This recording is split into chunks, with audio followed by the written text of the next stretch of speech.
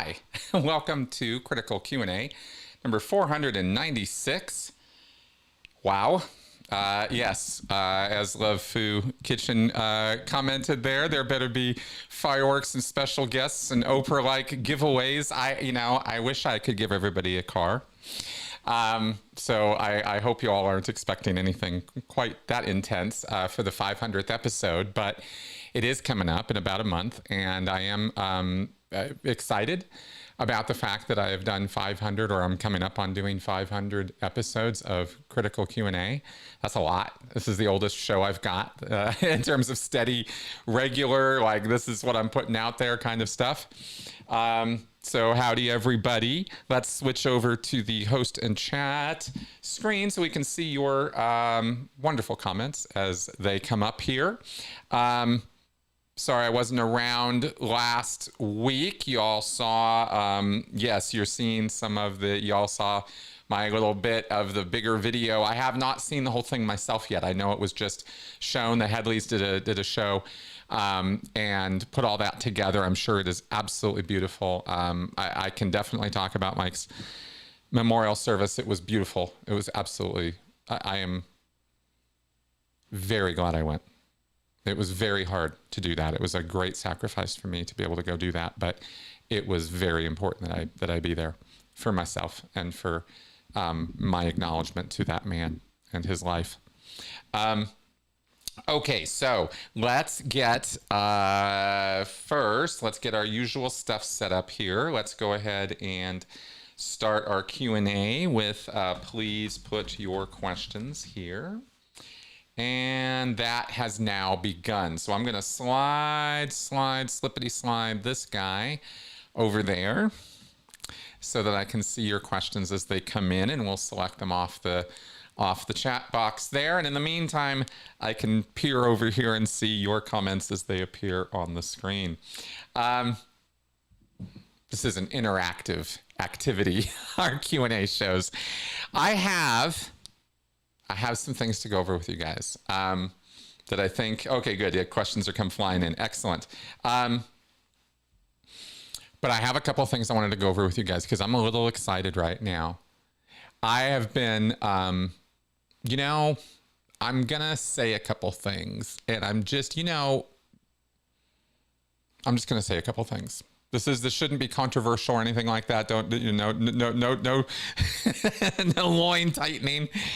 I just need to say that it's that YouTube is a struggle these days, and financially I am struggling. And if y'all could help with that in terms of if you're getting something from my channel that is useful and helpful to you in your life, maybe consider supporting the channel through Patreon or through or one-off support through PayPal or something.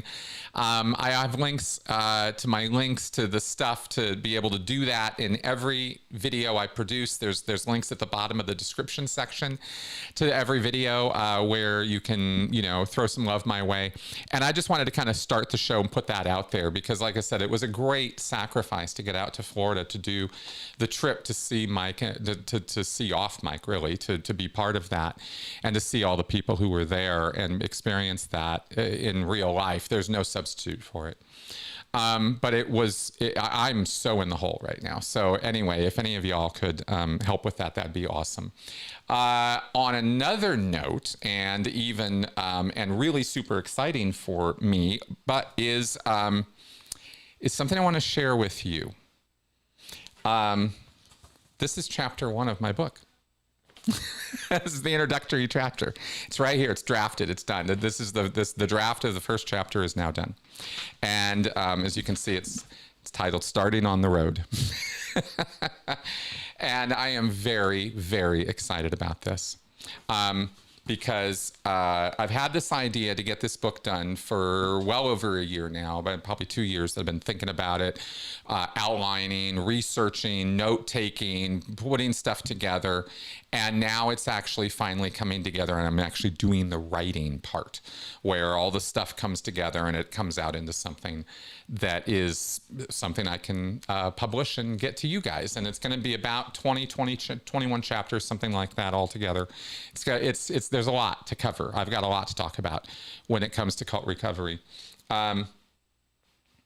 Oh, on Patreon, I think on George Smiley mentioned in the comments here in terms of the support, I think you can just edit your subscription amount or pledge amount or support amount on Patreon. There's I will post a little post on the Patreon page to describe how to do that. How about that? I've never done that before, but let's do that. Patreon post. Good. I will put that up. Sorry for the distraction there. All right, so book.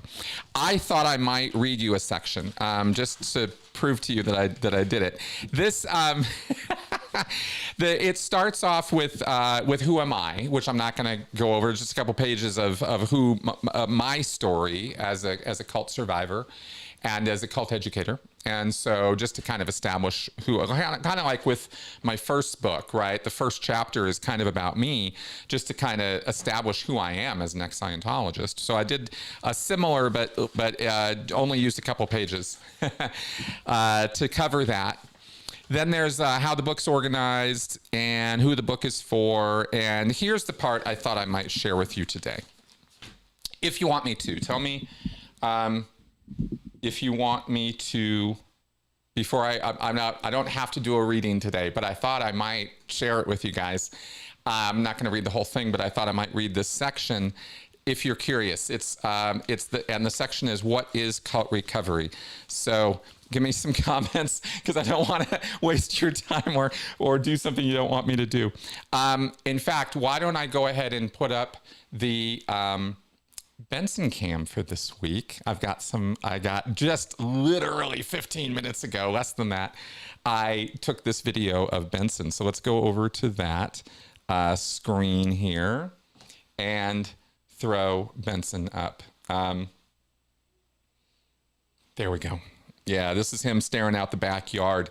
Our backyard neighbors, the neighbors directly opposite us, are moving, and they have a Doberman and some kids, and Benson is kind of, I don't want to say obsessed, but he is really, really interested in them. And now they're moving. They're moving away. So we're going to get some new neighbors, I guess, I'm assuming at some point. But Benson is just riveted. You can see his attention is just riveted out there, in the backyard. And he's kind of like that a lot. He likes to be out in the backyard. He likes to be out in the sun. He likes to run around. He's funny. He's not really he's indoor, outdoor, our little puppy. So anyway, there's some Benson cam for you. Let's go back to the chat screen here and see where we're at. Okay. Yes, George, thank you. You're absolutely right for not bringing a long sleeve shirt to Clearwater. Oh my God, did I was a foolish person in my attire out there and in my lack of sunscreen. I came back so red. Oh my God, I was so burned. Okay. Okay, let me just read this a little bit to you and then we'll carry on. Okay. Because I thought it might be good for the channel as well, right? What is cult recovery? What are we trying to do here? Cult recovery is about getting over the cult. But what does that mean? Different people will describe it in many different ways and with different ideas as to outcomes. In my view, it's about losing not just the cult's beliefs or ideas or language, but the hold the cult had over your thinking and your life. It would be a bit weird to say someone was recovered if they still had to show up at the meetings or still had to pay their dues or bend the knee when told. Yet mentally, that's what many cult survivors continue to do, even years after they leave, by continuing to think and act in the same ways they did as a cult member. It's not enough to drop the belief in Xenu or Ultron or whatever supercharged higher power guru you may have been carrying around. That's relatively easy compared to overcoming the feelings of guilt, shame, and constant recriminations you may be feeding yourself. I've heard people years out of a cult berate themselves for their lack of faith or lack of integrity. in overcoming some personal issue when the problem had absolutely nothing to do with them or their personal shortcomings. I've seen people politically adopt incredibly cult-like ideologies and beliefs that were completely in alignment with what their former cult leader believed and said to do, never once stopping to question whether or not they're still following their earlier habits. It's not obvious, and why would it be? Habits are literally those things we build up inside us so that we don't have to think about them anymore. So unless we take the time to look at our habits and the patterns of our thinking and question what we are doing, we could still perpetuate the same cult behaviors years after we are out of those systems. These habits are also one reason why some people jump from one cult into another. So from my perspective, cult recovery is about reaching down inside us and undoing all the things the cult did to us so we can truly be free from the teachings, the indoctrination, and the victimization. It's not quick work. It's not always easy. Sometimes it's the exact opposite of fun. Yet every step away from the cult, every piece you take away from the false mosaic it created in your mind is a little bit more freedom of thought and action for you. Undoing beliefs is especially hard if you grew up with them, as they become a deep part of your identity. After years of working on myself and helping others, I can say I have recovered from Scientology. When you decide to change everything, to take that leap of faith, you don't know where you're going or if you'll succeed. You only know that your current situation is unlivable and cannot continue. When I left, I didn't know if I'd have money, shelter, food, friends, or if my life would still have meaning. These were big questions.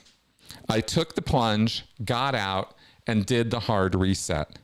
It wasn't just rearranging furniture in the hoarder house of my mind. It was moving to a new neighborhood, maybe not gated, but free.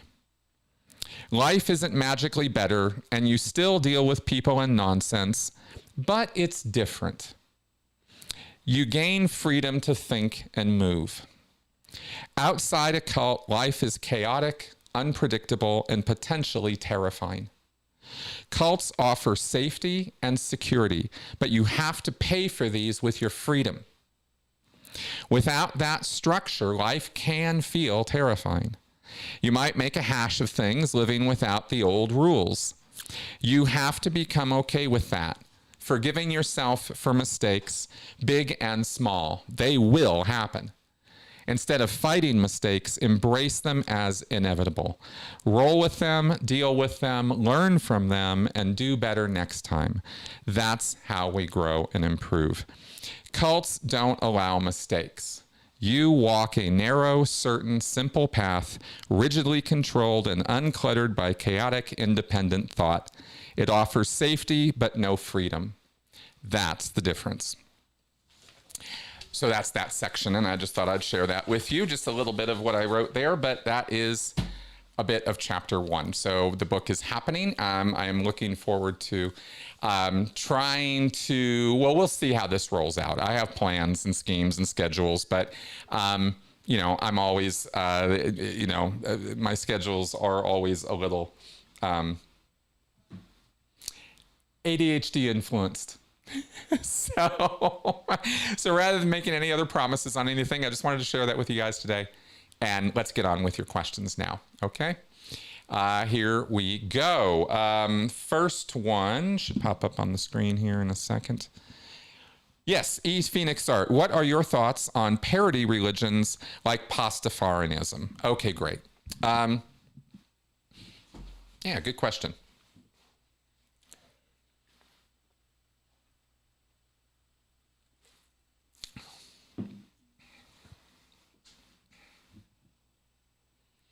Parody and ridicule are steam vents for society. They're ways of looking at the absurd and the ridiculous that surrounds us on a daily, right? and being able to call it for what it is. Ridiculous. And we all have our moods where we can see things that are considered sacred or important or, you know, ritualistic or very, very, very vital, right? We can all have those moments when we see behind the curtain a little bit and all the trumped up importance and circumstance and what do they call that? Pomp and circumstance, right? All the, you know, it's just a little hype, right? It's just a little bit too much. And we can kind of poke the balloon, right? And watch it fly all over and laugh. That's ridicule. That's parody. That's satire. That's what it does. And it's very, very, very important that we be able to do that. Humor, comedy, it's a part of that spectrum of laughing at ourselves and laughing at our circumstances as a way of releasing pent-up emotion and frustration and stuff like that. So I think that these groups like Pastafarianism or the Flying Spaghetti Monster, you know, these secular groups who have put together parodies of religious beliefs to laugh at and ridicule them, is a healthy part of, or can be a healthy part, excuse me, of recovery. When you can laugh, and I mean really, when you can really let go and just laugh at some of the shit you used to be able to, that was so serious, that was so solid, that was so hard for you, that was traumatic, and you can now laugh at it, at the absurdity of it, at the ridiculousness of it. I think that's, personally, I think that's healthy. I think that's a healthy place to be, right? And I mean humor, laughter. I don't mean like, you know, some kind of insane, you know, glee or some nonsense.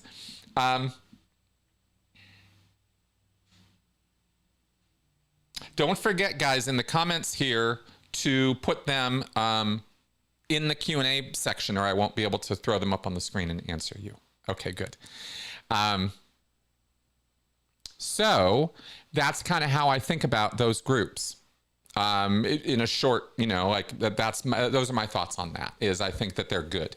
They also provide a place for people to land who are kind of having that slingshot effect. You know, when you come out of an intense situation, it doesn't even have to be a belief set, but it's some kind of an intense, disciplined, orderly, controlled circumstance. There can be a very human reaction to slingshot in the opposite direction. 180,000 miles an hour in the other direction, right? I was a beaten cult member, and now I'm gonna go off and live the life of Riley, and it's gonna be this, you know, the 7 deadly sins are gonna make up my daily to-do list, and I'm just gonna, you know, go hog wild, right? And people do that. And then if they don't kill themselves in the process, they tend to, you know, calm down after a little bit and sort of, you know, measure out a little bit, right? Calm down. So I think that these groups are great landing places for people who are experiencing that. That was part of my experience. You know, landing here at the Secular Hub in Denver, and even before in Minnesota with the Skeptics group out there. So yeah. Anyway, that's what I'll say about that. Okay, good. Let's carry on. George Smiley, you mentioned that you were required to do a repair action on your dynamics while on the RPF. Yes. What did you have to do for the last 4 dynamics, the ones Scientologists aren't really hung up on? Okay, so what happens on the RPF, or what I did on the RPF was I did a dynamic sec check. So not exactly a repair action, kind of different. So let's talk about that real fast. When you go to the RPF, the first thing they do is take all your folders, all your PC folders, right, from all the auditing you've had, and they review them. And they look at what was done wrong or what needs to be fixed. Because if you land on the RPF, there's going to be some ideas and assumptions made that out tech has been committed on you. This is the phrasing in Scientology for this, is somebody done, an auditor or case supervisors or the various people have tried to apply Scientology to you with word clearing or auditing or other Scientology processes, and they screwed it up. And so part of the reason you're here on the RPF is because of that. Not the total reason, and you're always responsible for your own condition, and it comes down to you at the end anyway. But if out tech was committed on you, it could have made you, susceptible to going out ethics and doing bad things and landing on the RPF. So they're going to go fix that. And that's going to be, if it was word clearing, they're going to do correction of your word clearing. If it was auditing, they're going to do a repair list to address the auditing errors, whatever they are. And there could be a legion of them, depending on what kind of auditing you had. So that repair action is actually almost given short shrift, at least on the RPF I was on. It was kind of like, yeah, okay, we'll do the repair action, but we don't want anybody thinking that the reason they're here is because somebody else screwed them up. You're here because you fucked up, asshole, right? I mean, that is absolutely the flow of, the attitude of being on the RPF. I mean, I just want to make that super clear. But yet the text says that if somebody goes off the rails, the out tech was probably committed on them. And so you need to repair that. Okay, point made. I don't remember exactly what my repair actions were, but it was probably a generalized repair list and some case cleanup or something. It wasn't a big deal.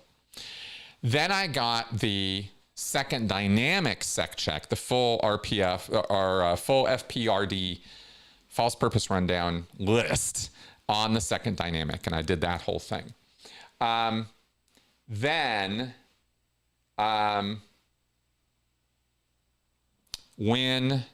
that was done, I did the dynamic sec check. And this is where you are sec checked on all 8 dynamics. Okay. So it's not, so the only reason I'm being all particular here, George, is because it's not a repair action. It's a sec check. Meaning they're getting you to confess all your wrongdoing and bad deeds and everything. So on the last 4 dynamics, okay, what do we got? We got 5, 6, 7, 8. So 5 is messed, 6 is life, 7 spirits, and 8 is infinity or God, right? It works out like that. So it's the first time I've had a question to myself about what the 6th dynamic was. Yeah, what is it? It's because it's 4th is mankind, 5th is life form, 6th is messed, physical universe. Yeah, I think so. Anyway, I just got the sec check. I just got the questions. I mean, the questions on the last 4 dynamics there was only about 10 to 12 questions, if I remember right. 8, no, I think the smallest number was not 8 or 9 questions. Anyway, it's definitely the back end of the sec check. Once you're past the 4th and 5th dynamics, the rest of the dynamic sec check goes very, very quickly. And that was kind of how it went. So that's my answer to you, George. You can ask me more about that, but that's what I got. All right, Young Matador. Hey, Chris, who else did you bump into at Clearwater for Mike's remembrance event? Any important topics that you discussed with anyone which you can share with us? Sure, yeah, I'll tell you a couple things that were really nice about being there.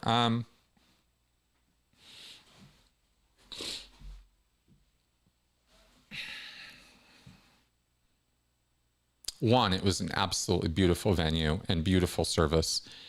And everybody who spoke had wonderful things to say. There were people who spoke who I've never seen, much less never met, who were very, very, very much part of Mike's life, which I didn't have any idea about. I wasn't that close with him in terms of his personal, I wasn't going on cruises with them and stuff like that, right? So it was really interesting to see the different experiences that people had of Mike. And the common points that come up over and over again, how intelligent he was. Everybody remarked on that. How kind he was. Everybody remarked on that as well. Of course, memorials are meant to, eulogize the very best in us.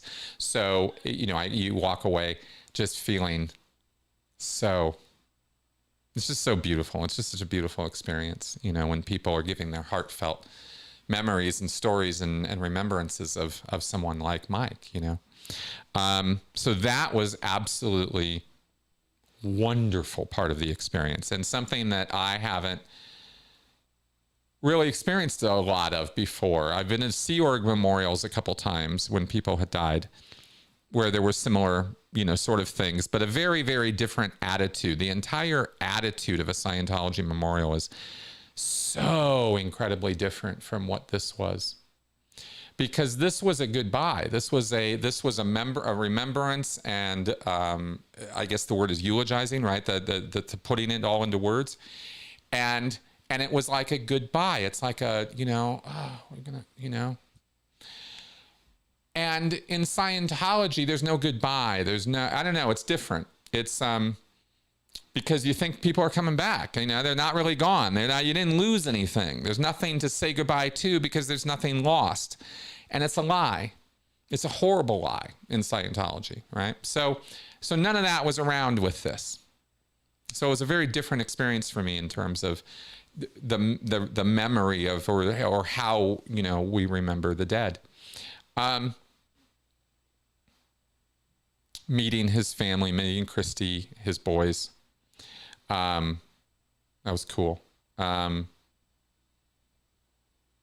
course, Leah, got to spend some quality time with Leah, which was just between me and her. Seeing people like Hannah Whitfield, seeing people like Spanky Taylor, seeing people I have not seen or sat down or broke bread with ever. I mean, Tom DeVock, right? We sat at the same table. John Brousseau, right? Got to hear their stories. Got to hear them talk about stuff. Very different points of view than I have, in interesting ways. And there was a thing that happened there that I'm going to share with you guys. And I hope this doesn't come off badly, because it was beautiful. It was an absolutely wonderful, wonderful moment for me. Which is why I hope it communicates. I hope it does.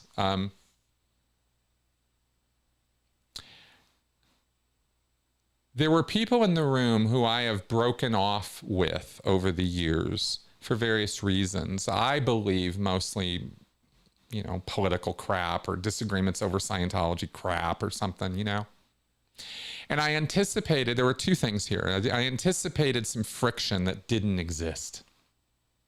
And that was on me, right? And I was like, wow, yeah. And I mentioned that, I think, in one of the videos I made when I was out there. So that was really cool to diffuse that for myself, right? Because there's a thing I do. I am so down on myself, right? Constantly. So, and that's not a cult thing. That's just, it's just me, So, anyway, so it was really great to diffuse a lot of that and just let it dissolve in my own mind, my own sort of relationship model of how I think about my relationships with other people, right?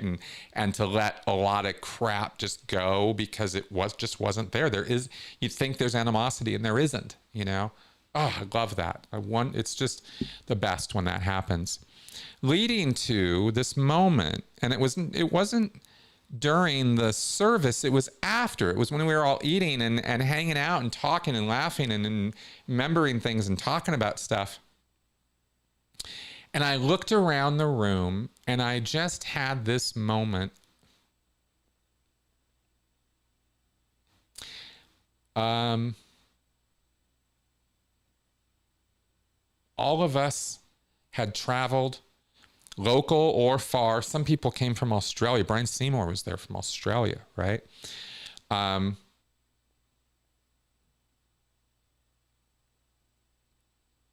Everybody coming from all over the world to be there to honor their friend, right? To honor Mike Rinder.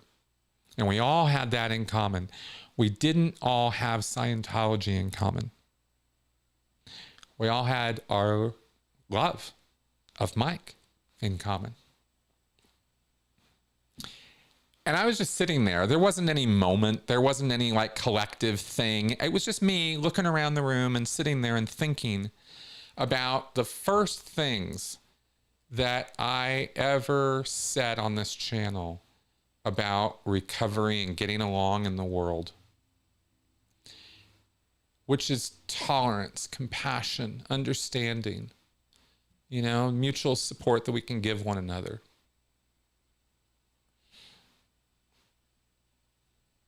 And I just had that moment of feeling that, like all the crap, even the people in the room who I knew there was animosity, but and we weren't engaging, and I wasn't going to go there, and neither were they. We weren't there for that. That was okay.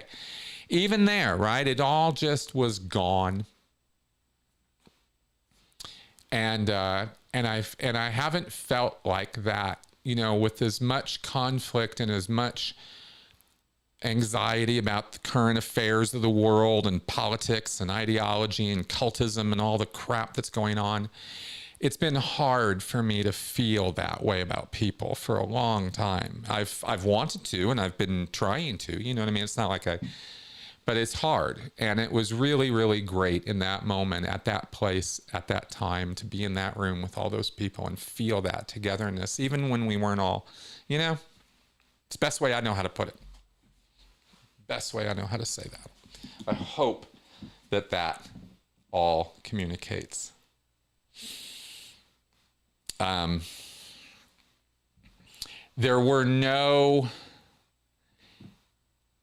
important topics discussed that I thought. Oh no, there was one thing I'll share with you also. Talking with Tom and talking with John, it was interesting. Getting their thoughts and experiences on Miscavige in some detail. That was interesting. Not just about drinking scotch with him and stuff like that, but kind of where he's coming from and where his head's at and stuff, right? Is he a believer? What does he think? What about this? What about that? Just kind of absorbing points of view, not critiquing, not thinking or trying to argue, just oh, what's your experience of this, you know? That was interesting to get that directly from them, right? Of course, you know, hanging out with Tony was fun as well. Those are my deep thoughts. I hope that was interesting. It was certainly fun to experience. And like I said, it was irreplaceable. It was an irreplaceable experience. It's one of those things that I will never regret doing. I knew I would absolutely regret for the rest of my life if I didn't go. So I'm not saying that the sacrifices I had to make, mainly financially, to pull that off, you know, weren't worth it, but man, yeah, it was good. Okay, let's carry on here. Hope I'm coming across okay today. All right.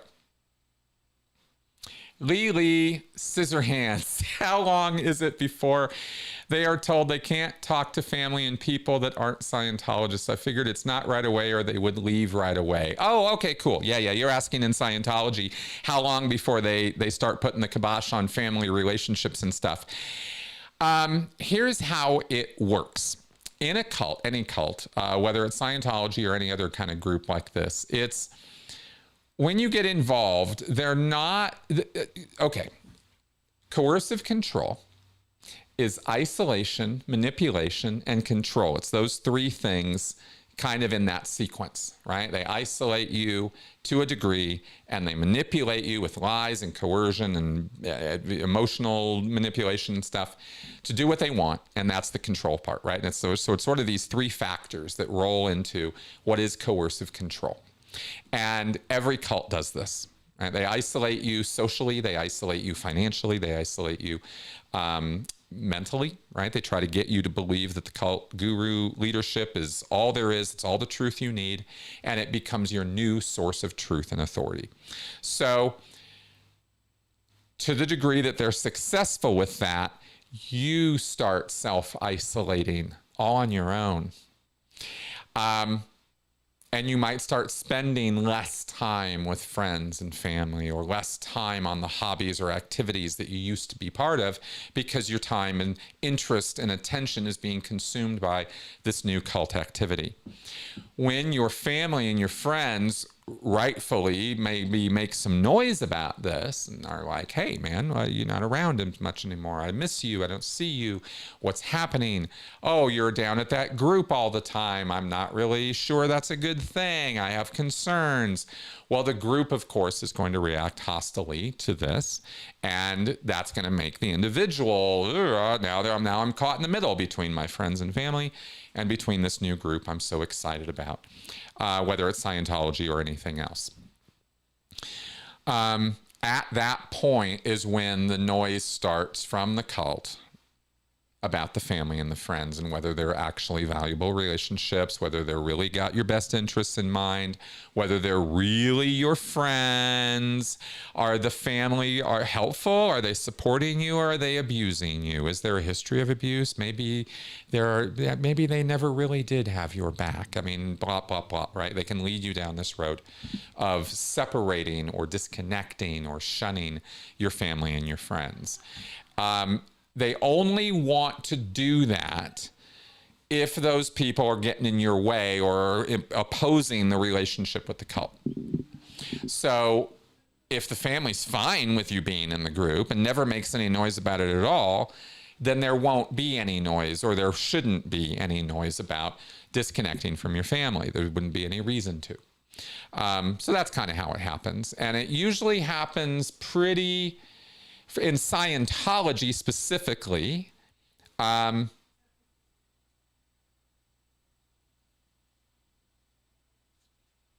it's usually first 6 months kind of stuff, generally speaking. That's really general.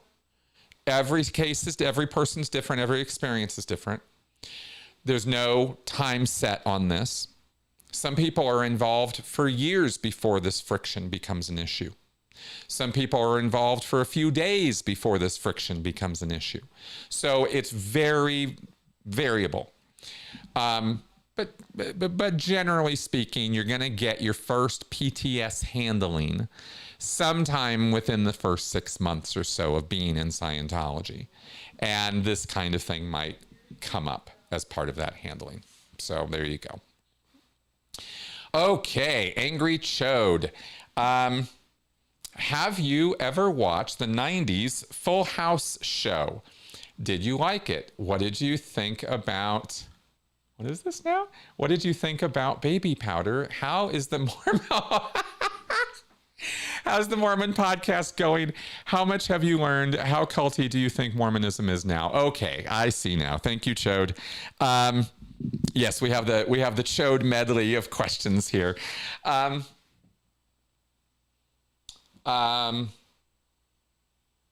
Oh, Bridge 1872. Wow, I'm sorry you're experiencing that. Oh yeah, oof, it's the worst.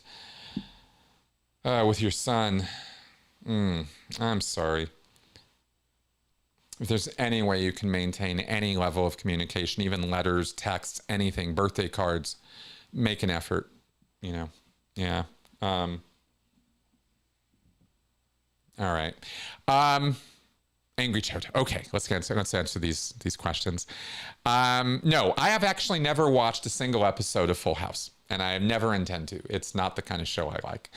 I think baby powder is very good for very specific purposes and reasons, like keeping skin dry.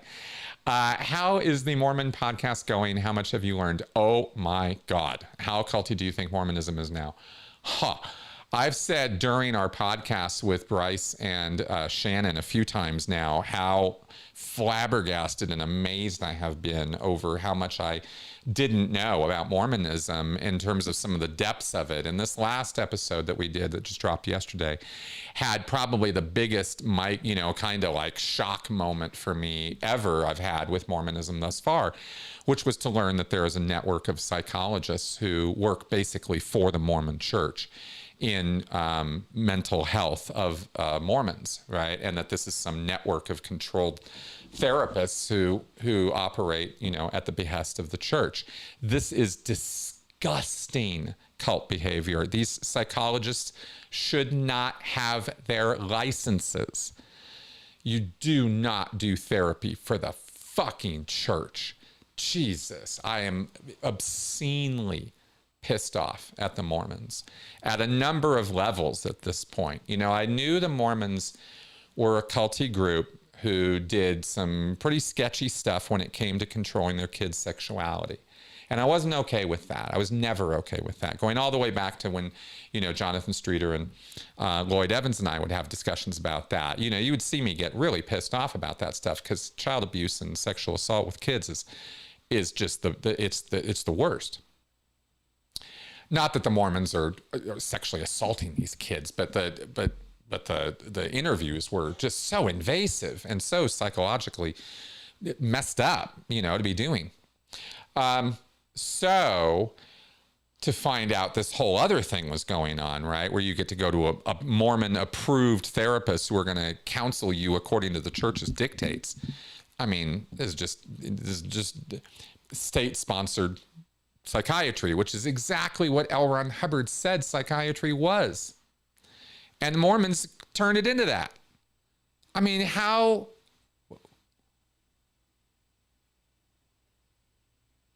Okay, sorry. I do know how. It's just, I get emotional sometimes, right? As do we all. As is appropriate. It's horrifying. But it's not right. The Mormons are off the goddamn rails in significant ways. Huge problem. I am very, very concerned about that group of people. And I can see, here's another interesting thing that's come up. We haven't talked about it really with Bryce and Shannon yet, but it's been very interesting to me to see how, and I've never brought this up. I just didn't think about it when I was out at Mike's service, or I would have brought it up with maybe some of the people who had been working with Miscavige. This is a question I will ask the next time I get an opportunity to, because I wonder, it seems obvious to me that David Miscavige is looking to the Mormon church as a way or model for some of what he's doing with Scientology. And I'm curious if he's ever talked about that behind the scenes with anybody, right? So that's something I'm gonna check into. But but as far as Mormonism itself goes, it is a far, far more significant threat to the world at large than Scientology is. Nasty, nasty stuff. Yeah. Okay. George Smiley. No one should be put through the RPF. I agree. But do you remember anyone who was truly horrible stuck there? Did you have any moments of joy on the RPF? Okay. Yeah, sure. Let's see. 1 second.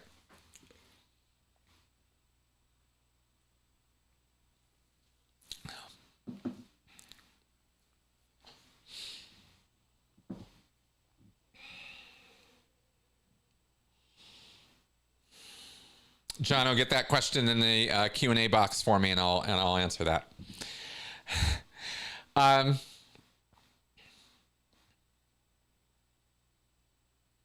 There are some horrible people in the Sea Org, but oddly, they don't end up on the RPF, and if they do, they leave out the back door pretty quick. Like the really horrible people don't put up with the RPF, they leave. Because the RPF is a place where you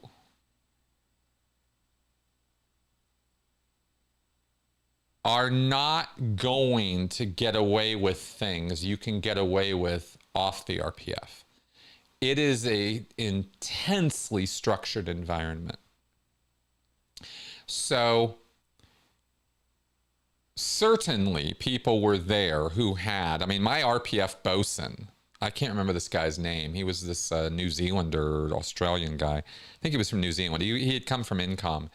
And he was such a fucking asshole. I'm just going to be that obscene about it, right? He was just such a jerk. And he would say things to me that were so insane that I actually wondered about his sanity.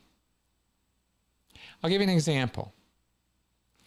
It's just odd. It's not like he beat on me. He didn't, but he bullied me in a way, but it was, he was just Looney Tunes, you know? He told me all pain is just in your head and you can ignore it. I broke my finger and he was preaching to me, pain's just something, it's a choice you make. You know, it's just a choice you make, right? So just choose not to be that way. He would talk about how you could keep a razor blade tucked behind your ear. I couldn't tell if he was fucking with me or not. I mean, just, you know, like I just couldn't tell. He was weird. And he was the guy in charge of the RPF. He was the RPFer, the senior RPFer. Above him was a Sea Org member who ran the RPF. He was the RPF in charge. That was his job. But the structure of the RPF has a guy who leads the whole thing, and he's called the RPF bosun. And this guy was there for like over a year or two running the show as the RPF bosun, and he was just so crazy. So that was weird. Excuse me. Okay. Truly horrible. No, the horrible people left. Yeah, that was during my time. That was kind of, you know, unless I'm forgetting something, and I most certainly could be. There was a lot that happened in the 3 years that I was there, and I don't remember every single, you know, bit of it. But I'll say that. In terms of joy, in terms of moments of joy,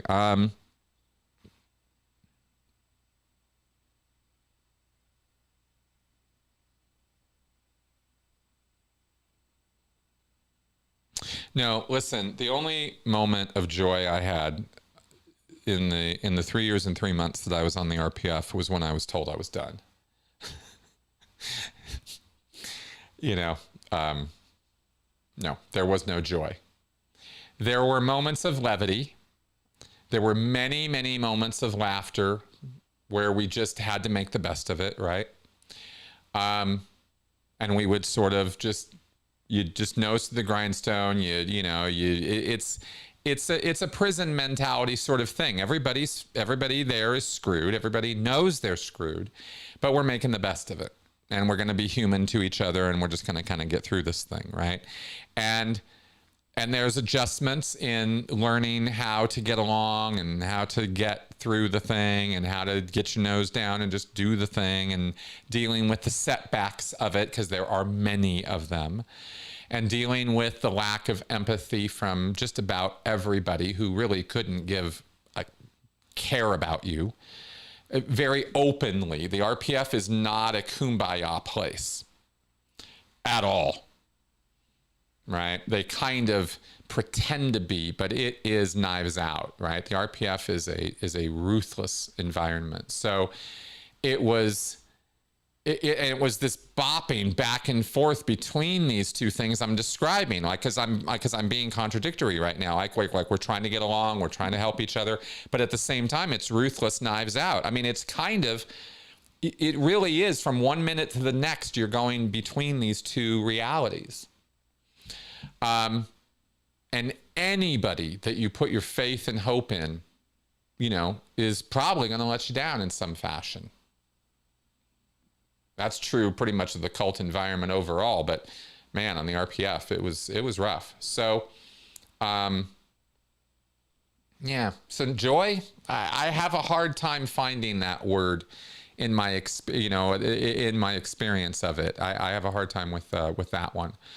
Levity, some laughter, some joking. Absolutely. Yes, we definitely tried to make the best of it. But not joy. I can't. Nah, my only moment of joy was getting the hell out of there. So, you know, yeah. Okay. Let's carry on. Oh, I have a couple of preset questions I need to get to. So let's go ahead and pop over to one. Here's the first one. Paul Neese. I have heard recently that Hubbard's science fiction books were banned in the US. Can you please elaborate on this? I find that the gap between the pulp area and the late 1980s is quite interesting, but nobody has ever said much about it. Obviously, this was his Scientology time period, but was he still doing fantasy sci-fi during that time? Okay, great. I am not aware of any of L. Ron Hubbard's books being banned. If they are on a ban list somewhere, I would not support that. I do not support banning books of any kind at any time, anywhere, for any reason. As awful and horrible and bloody disgusting as some books are, say the Turner Diaries comes to mind. Just rampantly evil stuff. I will still never support banning books. So that's not how you fight bad ideas. You do not fight them by banning them or making them so people can't access them with the misbegotten idea that if they can't get access to it, they'll never think it or never get around to thinking that way. All you do is make people want it more. It's just human nature. You're never going to get over it. You're never going to get around it. Oh, I got a lot to say about book banning, as you guys can tell. So that just all there's my stump speech on book banning. Now, as far as L. Ron Hubbard's authorship of sci-fi and stuff goes, while he was developing Scientology, Scientology was the sci-fi writing he was doing. I mean, if you want to call it that, right? That's pretty much why, oh boy, was he's letting his imagination run wild through the 1950s and 60s. Even directing that a book be put together of, you know, sci-fi memories from the pre-clears themselves in the book 1958, Have You Lived Before This Life, right? And who's to say Hubbard didn't go in there and, you know, do a little creative editing with some of those sci-fi stories. Anything's possible, isn't it? But as far as formal publications, I don't know if Hubbard was publishing any actual sci-fi or fantasy or any fiction work during the time that he was doing Scientology. Something's coming to mind that there might have been a story or two, but I can't remember specifically, and I didn't look it up to answer this. So there's a whole book of all of Hubbard's books, all of his writings. There's a book they put together on that. Which breaks down every single one of his books and stories, short stories, everything, in chronological order, I think. Anyway, if you're really, really interested in Hubbard's writing history, then you can consult that book. In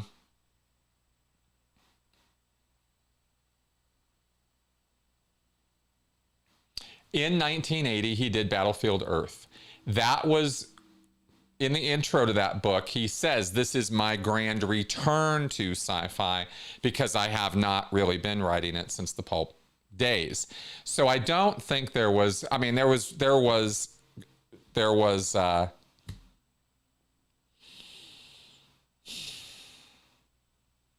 Star Wars ripoff. Remember that? Revolt in the Stars, Revolting in the Stars. There was that. Hubbard, that was something Hubbard wrote. We've gone over it. It's a story. It's not a screenplay. So there was that. And that was perhaps some of the worst story writing I have ever seen. So that was kind of what Hubbard was up to during that time. Yeah. Yep. Okay. Let's carry on here. By going back to, yes, the screen. Okay. Where are we at? Oh, almost an hour in, and we have still got tons of questions to answer. Let me see if I can speed up the process here. Once a Witness Vernon asks, do you think Mike's 2 children in the Sea Org have been told about his death? Oh, absolutely. Yes, they have. What do you think are the chances of them evaluating their life with their father passing?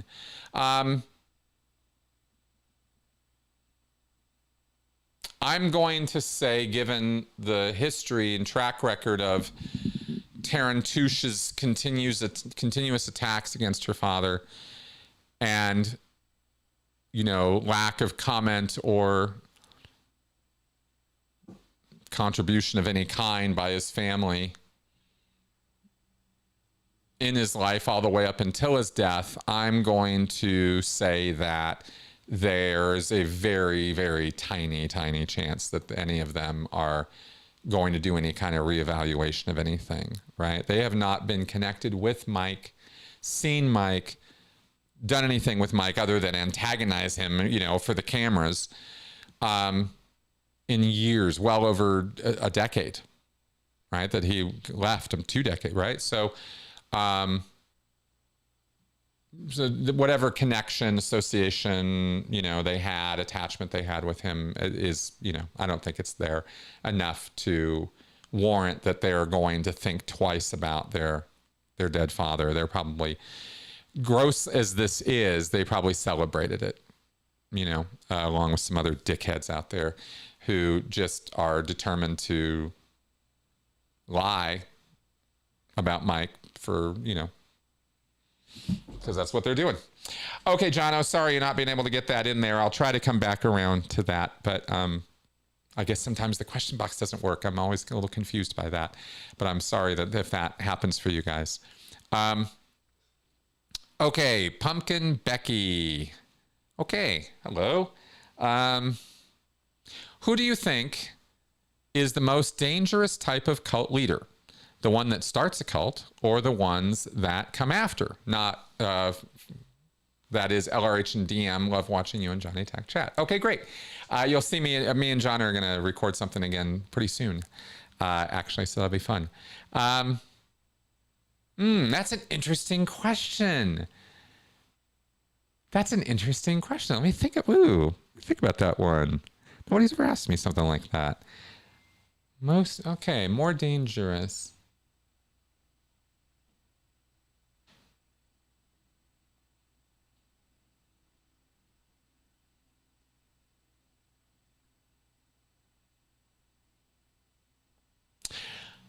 I'm going to say it's the guys who come second.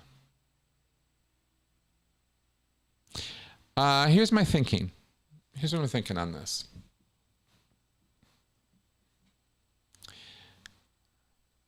It's really hard to average this stuff out, right? But first gen cult leaders, right? The original, the founders, founding cult leaders, let's call them that.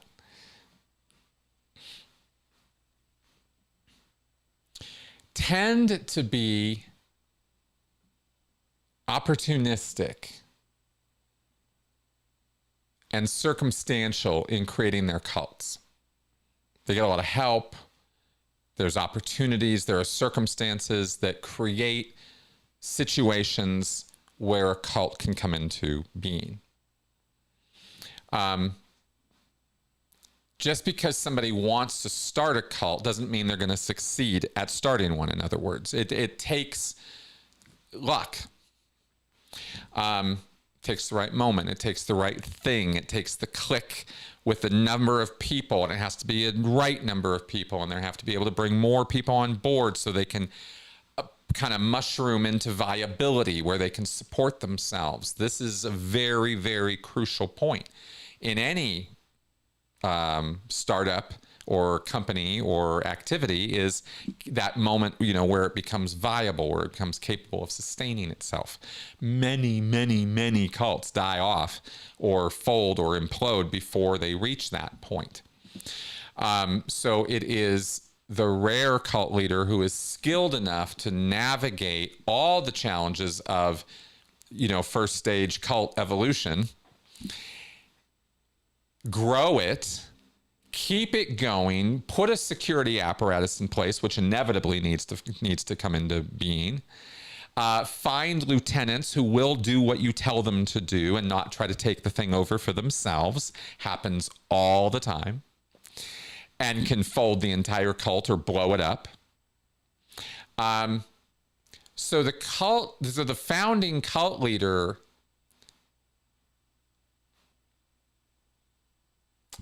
falls into it, You know, and again, I say some. I don't mean to imply there's no planning, no purpose, no push for it. Of course there is. It wouldn't happen if the cult leader didn't want it to happen.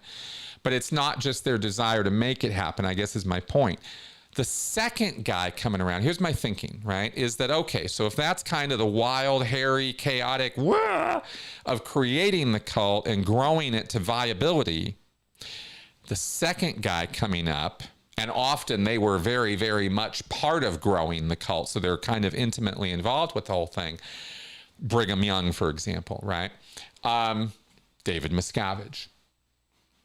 Very much working with the founder, very much working in the upper circles. That tends to be where the second cult leader comes from. And always exceptions, of course, but generally speaking, in my experience, that's how it goes. So that's somebody who's not accidental about any of this. They know exactly what they're doing, exactly what the circumstances are, exactly what control is necessary, and their willingness to exert abusive levels of control. It's all there in front of them, and they're choosing to do it, right? It's a little bit different from the wild times of the initial cult growth. I hope I'm being clear. I'm trying to be simple about answering that, but I think that that's a difference between those two types of people or circumstances, right? So if I have to choose who's the more dangerous or who's the more, purposeful, it's going to be the second guy. And yeah, okay. Stuart Gorman. I just heard about red mercury, which is a fictitious substance popular in various conspiracy theories. I've never heard of this. Know anything about it? No. Does it relate more closely to specific groups like flat earthers? Well, I've never heard of this, Stuart, so this is very interesting. And since I'm curious, because you know me and conspiracy theories, there's a whole red mercury wiki. Okay, here we go. Red mercury. There's a Wikipedia article on this, and then there is... Okay, let's just go over this real fast since you're asking about this, and it's kind of interesting. It's a discredited substance, according to my AI Google answer here. Most likely a hoax perpetrated by con artists who sought to take advantage of gullible buyers on the black market for arms. These con artists described it as a substance used in the creation of nuclear weapons. Because of the secrecy surrounding nuclear weapons development, it's difficult to disprove their claims completely. References to red mercury first appeared in major Soviet and Western media sources in the late 1980s. The articles were never specific as to what exactly it was, claimed it was of great importance. And of course, several common mercury compounds are red. So, if you go looking or Googling mercury, you could find red stuff and go, oh, well, this must be it. But no use for any of these red mercury compounds has ever been documented in the creation of nuclear weapons. Asking price for red mercury ranged from $100,000 to $300,000 per kilogram on the black market, according to a 1997 analysis of this. And okay.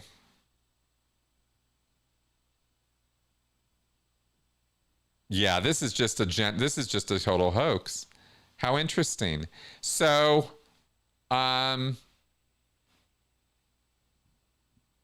have never, ever heard of red mercury or any talk about nuclear weapons in flat earther circles. Not once has any connection I've ever seen been made between flat earth and nuclear weapons of any kind, much less red mercury.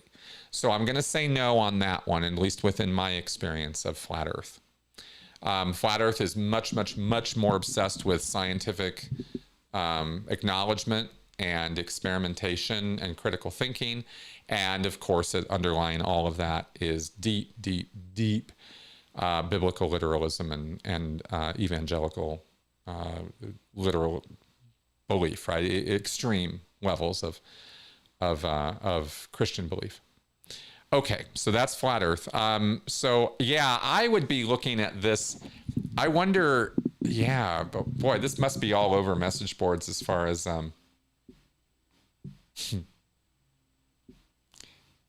it allows you to levitate.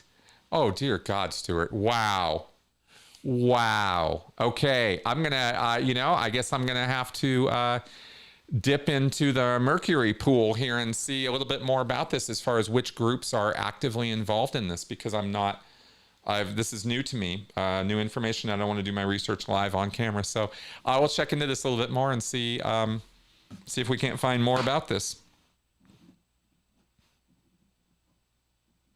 Maybe I can do more than give you a AI summary of it. Okay, good. Let's carry on here. Let's hop over to the second pre-done question, because I do want to get those knocked out this week. So these are questions that people have sent to me by email. You can email me questions anytime you want, by the way, guys. AskChrisShelton@gmail.com. Okay, so this question from Richard Larson: as I understand it, 2 o'clock Thursday is when stats are due. It seems likely that Scientology is shrinking, but stats are supposed to be rising. How do they handle this? Is there a lot of fudging going on? Yes. In a word, yes, there is a lot of fudging going on. Scientology is chock-a-block full of false statistics. They are not easily spotted in the statistical information that you and I get access to. But when you see the full range of statistics that an organization reports, every church of Scientology reports a full gamut of statistics, production numbers, right? For how much they produced this week compared to how much they produced last week.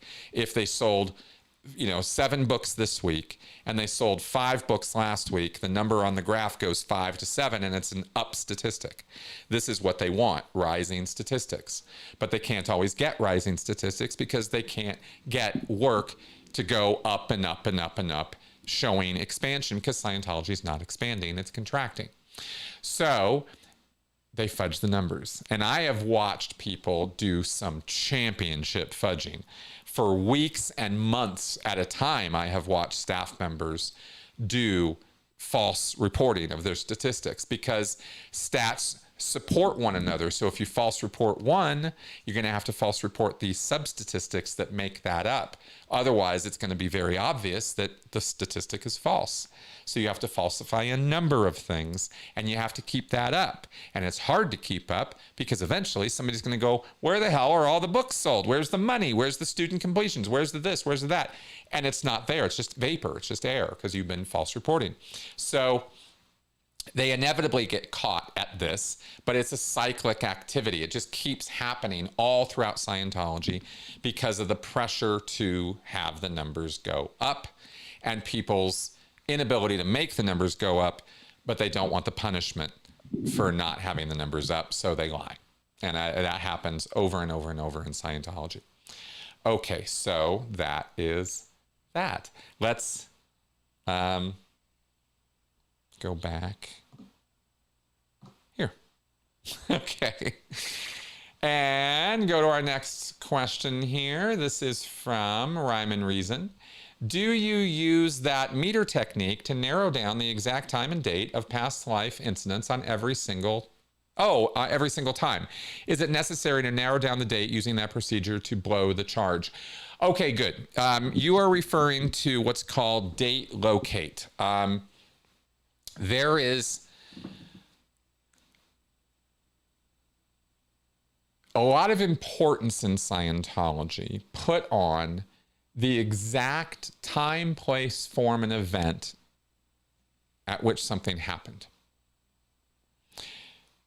Hubbard says that if you can exactly duplicate a thing, create an exact duplicate of it, it'll vanish, it'll go away.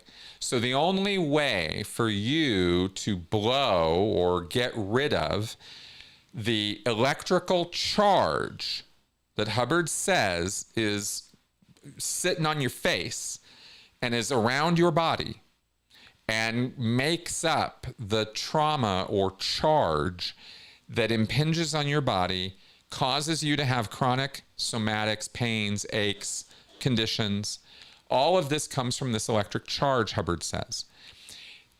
To duplicate that charge, you have to recreate it as a spiritual being exactly, which means you have to get the exact trauma, the exact moment it happened, the exact place it happened. Now, often in the course of Scientology auditing, that just happens while you're running through the incident. You just feel better. And the feeling better part is the goal. Because it's assumed that when you feel better, you have your peak experience moment in an auditing session. That is concurrent with, that's happening because you're blowing the charge. It's disappearing. It's going away. It's literally vanishing. You're destroying energy. Hubbard says that you have the ability to do that as a spiritual being. So, if it doesn't blow after you've run this incident out or done the process, whatever process it is you're doing, remember, there's a lot of different ways to audit people. But if you're trying to get this charge to blow and it won't blow, you might need to pull out this process where you do a date and a locate.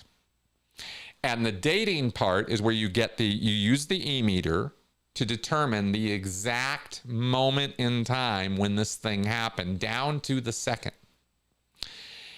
Using the meter to assess how long, specifically how many years, how many months, how many weeks, how many days, how many seconds ago was it, right? And it's quite a process to assess this on an e-meter and get the precise date. At any point along the line that you're doing this dating procedure, it could blow. It's gone. I feel great, right? Okay, good, we're done. As soon as the person says it's blown, and you're done. So that's all you're trying to get to, right? And if you have to get the exact date to do that, then that's what you do. You also might need to get the exact location. So there's the date and then there's the locate part, in which case you're going to do a similar assessment, but you're going to do it on distance. How far away was this? Yeah. So you have a whole nother set of values to assess to get the distance. How many miles, how many this, how many that, right? However you want to quantify it. And there's a whole procedure to do that. Okay. And that's what you're trying to do, is get the exact time, place, form, and event. So I hope that all makes sense. That was a real heavy Scientology's answer, but didn't happen. Yes, Tom Henry, that is awesome. Yes, Science Fudgery. You guys are awesome today. This is great. Yes, the time stream makes them. Yes, Stuart, that's actually exactly the analogy, is exactly that. Is the same object cannot occupy the same space at the same time. So off they go. That's exactly right. Yes, time cop. Okay. Let's carry on here. Rhyme and Reason also asks, you say Scientologists were impressed with DM's time on Nightline. Yeah, they were. How is that possible when he denied knowing anything about the space opera? Doesn't it come off like he's embarrassed of Scientology beliefs? Well, to you, it certainly does. But to Scientologists, there's a couple things I want you to keep in mind when you look at David Miscavige. And I have watched that interview a few times now, just like I went back a couple weeks ago and we watched the entire L. Ron Hubbard death event where Miscavige makes his first public appearance. And man, you can see, when you have a critical eye, you can see all the flubs, mistakes, nervousness, tics, all the stuff, right? There is not one person who showed up at that L. Ron Hubbard death event who had a true thing to say. They all lied through their teeth that night. It was shocking to see, actually, to look back on it after not seeing it for years and look back on it and just be like, man, the balls these guys. I mean, just the cojones. So With the Nightline interview, this was not Miscavige's first appearance to Scientologists, so he was already positioned as the leader, the guy running the show, taking over. So he's got all this authority imbued in him. He's also the big wig spokesperson. So, you know, there's never probably been a better example I could show you of somebody not really bringing their A game or bringing an A game performance. I mean, I'm sure that was Miscavige's A game, but it's not really that good. Ted Koppel took him apart in many, many ways, but from a Scientologist point of view, this is such a great way for you to see. If you can watch that thing and think Miscavige is killing it, then you're thinking like a Scientologist. And even the point that you bring up about the space opera, Miscavige didn't appreciate having all that put in the video. They sprung that on him. That was a gotcha. And all the OT3 stuff. And he was pissed. And every single Scientologist who knows anything about OT3 would have been pissed too. And that anger overrode any other considerations they had about what Miscavige was saying or how he was responding to that. What was he supposed to do? Say it's all true? That would be, there was just no way he could do that because of the nature of OT3 and the fact that it will kill you if, you know, and all that kind of stuff. So Scientologists, in a way, you kind of, like, if you can get your wits around the idea that they think they're protecting you, right, by lying about this stuff. Acceptable truths. Remember that idea in Scientology, the acceptable truth, right? They can't tell you the real truth because you're not going to accept it. So they'll tell you something that they think you will accept, right? And that's kind of how Scientologists operate. And that's why they had that response to that. I hope that makes sense. Okay, also rhyme and reason. Were there separate auditing spaces for OTs on the RPF? Yes. For each individual OT level? Yes. How is confidentiality maintained level by level as far as RPF auditing goes on the confidential levels? Okay. There's a separate space, literally a whole other area, where the OT auditing rooms and the OT course room for the RPF is set up. Only OTs have access to that, and all the same security functions, all the electronics, the door locks, the card readers, the packs being plugged into the wall and plugged into the desks, all of that was duplicated with the RPF because there was no way that the RPF OT members, the people who are on the OT levels doing the RPF, they can't go over to AOLA or into the flag at flag back when they had an RPF. You couldn't just walk into an advanced org as an RPFer. You couldn't go into those spaces. So they had to recreate them within the RPF spaces. And that's what they did. And that's how they maintain confidentiality. The exact same way they maintain it with the public is what they do for the RPF. Now, the RPF doesn't really exist anymore, so they don't have those spaces anymore. But when they had them, that's how it was set up. I saw the spaces, but I was never allowed in them. Right? I knew they were there, but you couldn't go into them or anything if you weren't OT, and I was not OT. So that's as much as I know about that, but that's how it was set up. Okay. Young Matador. Okay, we've got a few more questions. We're almost there, and these are fun. Okay, Young Matador. With these LRH events that Miscavige hosts, why are some celebs obscured in the photos that are posted after the event? A bit odd that DM places them right up front, but then they disappear from view. No, it's not odd at all. This is to protect them from Tony Ortega. Come on now. Where are these photos going? Who's using them the most, right? Scientologists get these pictures as part of magazines, printed mags, and they'll look through them or, oh, that's very interesting, But if some celebrity faces are a little blurry and they can't quite make them out or something, nobody's going to have anything to say about that inside Scientology. Maybe they might, wow, that's not a very good picture, but that's it, right? That's the damage you're doing internally by obscuring some of these faces. Is, nobody's going to really have anything to say about it, but it prevents people like Tony Ortega from doing their job, and therefore, let's do it. Okay, no name in NW. Okay, I'm sorry for your loss with Mike. Thank you. What do you think will be the next phase of cult whistleblowing? What can be accomplished? Okay, thanks for your work. Good question. I've been thinking about this a lot.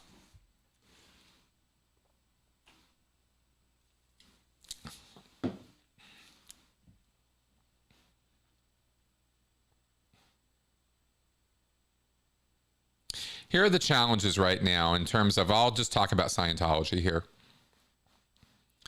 Similar things I'm sure would apply when it comes to exposure of Mormons, JWs, etc.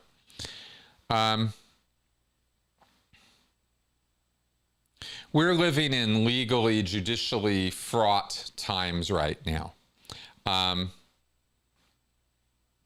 The idea that Scientology would be prosecuted, under at the federal level is simply ludicrous at this point. It's a ludicrous fantasy that would ever happen with Pam Bondi as the Attorney General for the United States. So the legal front, but bigger picture and longer term picture. The legal front of fighting cults has always been the most difficult, the most perilous, the most expensive.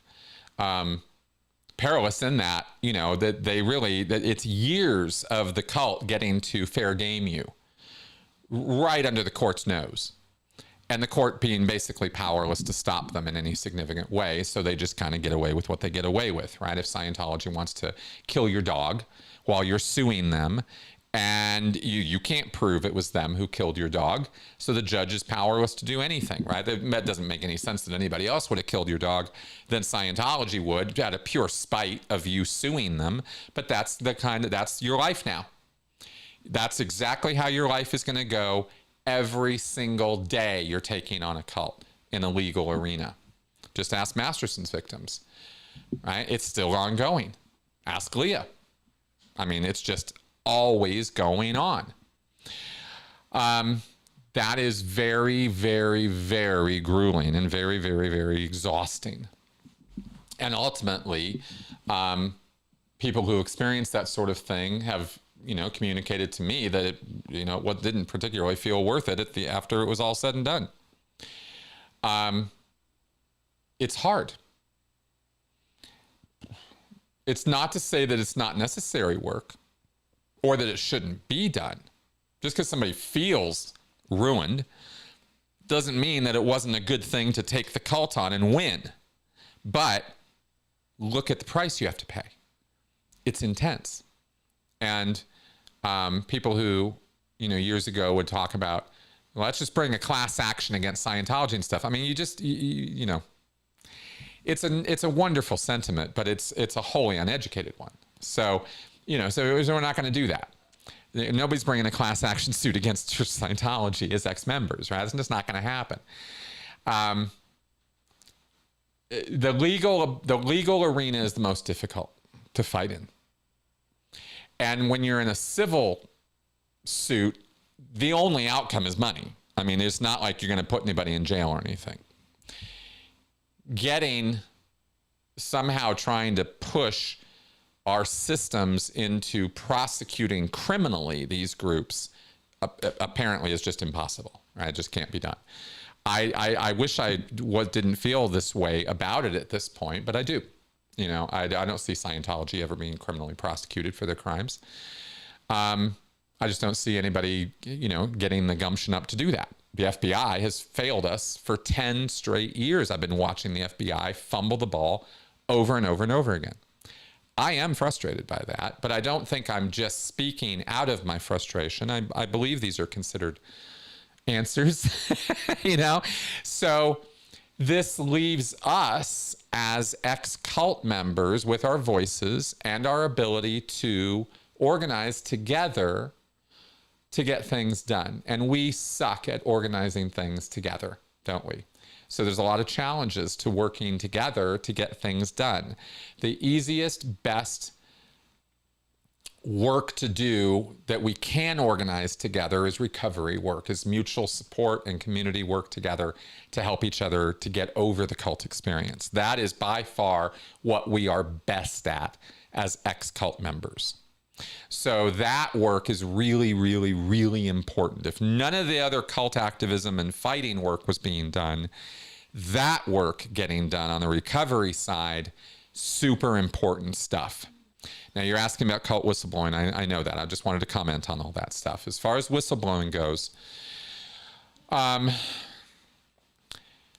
most effective thing I've seen over the years is exposure. Education and exposure, education and exposure, education and exposure. It's long, grueling, hard work, and nobody wants to pay for it. And that's part of the problem in getting it done, is nobody wants to pay for it. Everybody has money to throw at gurus to tell them horrible life advice, or sell them supplements that don't work, or convince them that red mercury is a thing and send me money, you know, care of Alex Jones, right? Like, that's easy. It's so easy to get so much money from people by lying to them. It's very hard to get much support in trying to help people from the abuses of being lied to. People just don't show up for that. I know I'm being really cynical right now, but I'm also being honest, right? It is what it is. So the next phase of cult whistleblowing, more exposure, more education, more struggle on the part of those of us doing the work to try to get it done. Despite, you know, all the barriers that exist to getting it done. We fight each other, we fight systems, we got the cults coming after us. I mean, there's a lot of barriers in this. So I think that we need to get better at overcoming those barriers.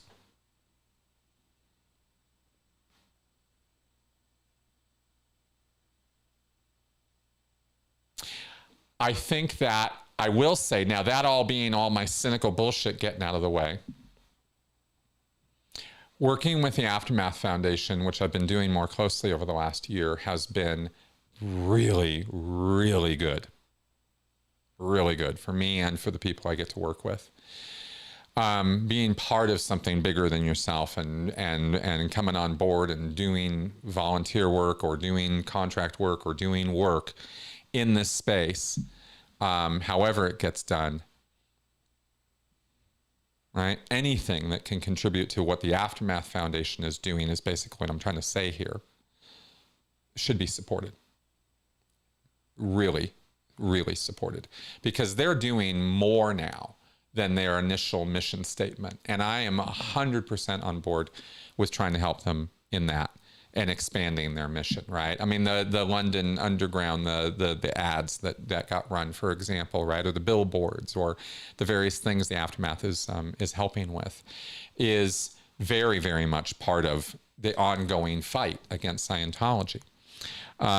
So I think that I think for me, my answer basically is trying to operate as individuals, which is what a lot of that frustration and pessimism comes out of, right? Is us as individuals don't really get as much done as when we can organize together and work, in some kind of tandem.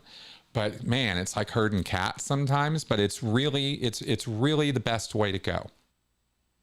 So really long answer, and you're going to have to, I'm sorry that you have to go through some of my angst on it, but I think my answer is support the Aftermath Foundation and do whatever you can to do that, and support people like me, right? People who are out here just trying to make a go of it, trying to help people, trying to work one-on-one with people, consulting with people, trying to educate, trying to get books written or do this work to educate and inform. There are people who work to inform and educate judges and the judiciary and lawyers and psychologists and psychiatrists. I mean, there's a lot of people doing different aspects of this work. There is no one group that's got it all under control or got it all figured out or is dealing with all of it. There isn't any such thing. So so that's why I guess I go toward, aftermath as like, well, there's a group to support for sure, Okay. That's what I got on that one. I hope that makes sense. Thank you, Clairview. Appreciate that. I'll see all the comments after the show. I usually do a little review, make sure I get through all the comments and everything. Okay. Thanks, guys. I really do appreciate your positivity in my direction. Hey, Jono, you can post a question there because there it is. All right, let's try this one. Okay, good. See, you can get questions in here. All right. Would David Miscavige's dad be the oldest person that has ever left Scientology? Ooh. No. But good guess. I think, I'm guessing here. I could be wrong, but I think, oh my God, come on. I have his face. There was a man who died recently in the UK. Neville Chamberlain. I think he was older when he got out. Could be wrong, but I think he was. Phoenix Art, who are your favorite sci-fi and fantasy writers? Thank you very much for asking me this question because it gives me an opportunity to promote somebody I haven't talked about in a long time. A guy named Tad Williams. He wrote a series of fantasy novels that were called Memory, Sorrow, and Thorn, which were the names of 3 swords. It's a fantasy series. It's got dragons and stuff. And it's probably the best fantasy trilogy I've ever read. I read it many, many, many years ago. In fact, I read it when I was in the Sea Org the first time, and I think I went through it a second time over a decade ago, and I'm planning on going over it again. I was just thinking about Tad Williams about a month ago, and I haven't been able to let the thought go. It's been one of those like ADHD things that has just been sitting on my shoulder going, you should check out those books again, Chris. You should check out those books again, because they were so good. The first book in the series is called The Dragon Bone Chair. And I remember all this stuff like years after reading it. Anyway, it's really good stuff. So I would highly, highly recommend Tad Williams. He's written sci-fi too. I think he wrote some series that was in a virtual world or AI world or something, but I haven't read those ones. But I like Tad Williams a lot. Other favorite sci-fi includes the Foundation trilogy or series by Isaac Asimov, the Martian Chronicles, Ray Bradbury, Fahrenheit 451, of course, by Ray Bradbury is one of my favorite sci-fi novels ever. I don't know. I think it's borderline sci-fi maybe, but it's still, I kind of rank it there. Let's see. Something Wicked This Way Comes. Love that story. That's a good one. I think that's Bradbury also. Let's see. Other sci-fi favorites. See, the Foundation, let me tell you real fast just a little bit about the Foundation trilogy and why it's so awesome, is because it was based on the rise and fall of the Roman Empire, and it was the first world-building sci-fi series that actually created the entire motif of a galactic empire and a galactic-wide civilization, and what that would look like and how that would run and operate and everything, right? With Trantor is the main central planet. It's a planet entirely covered in metal or entirely built upon many, many levels of this. This is all conceived of in the 1950s, right? This is amazing stuff. A series that I will promote that I have not read, but I understand they're really good books, is the Expanse series. I watched the series on Prime, and it was one of absolutely stellar sci-fi. And I've heard the books are really, really, really good. So I'd throw those out at you too.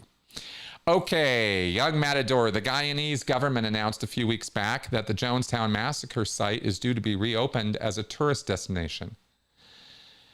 Oh. For $650, tourists can stay overnight. Thoughts on this? That seems exploitive to me. I don't like that idea. It should be a memorial site similar to or akin to the concentration camps, like Dachau or, you know, something like that. That's how it should be remembered. Charging people to go there as tourists and stay overnight is, I think there's something really wrong with that. I can see why Guyana as a country would want to use it as an income potential. I'm pretty sure that's a pretty cash-starved country, if I'm just guessing. But I don't like that idea. Sorry, just don't like that idea. And that, at least not as presented, right? If there's more to know about that, I'll check that out. Okay, guys.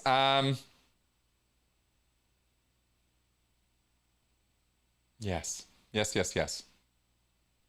Okay, good, guys. I think we have reached the end of our questions here, so I'm going to slide those back over here. And I think we're going to wrap up because I'm going to record with Tony in about 25 minutes. And we've got 2 weeks worth of stuff to discuss. So we've got to have a little bit of a show today or for y'all tomorrow on that. But I think I'll wrap up the Q&A today. Thanks very much for coming around. I have to check out this Mike's memorial video that the Headleys showed. I will check that out. And I want to thank all of you for coming around and listening to me blabber on at a mad rate and putting up with my cynicism and nonsense. I'm not going anywhere, and neither is the work. And that's what's important, right? But some days I might have my highs and lows, but the fact of the matter is that I can't think of anything else to do with myself but this. Like I said at the beginning, it would be awesome if you guys could support my work. I really do need it. Continuing to do this work is not possible. I have to go get outside work now, and that's going to cut into my time doing this work. It's just inevitable that it's going to be that way, and I hate it. So if this could pick back up, that'd be awesome, because then I could do this work. That's kind of where I'm at. So I'm going to keep going, and that's what we're going to do. Okay, guys. Thanks again. I'll see you guys soon. Bye-bye.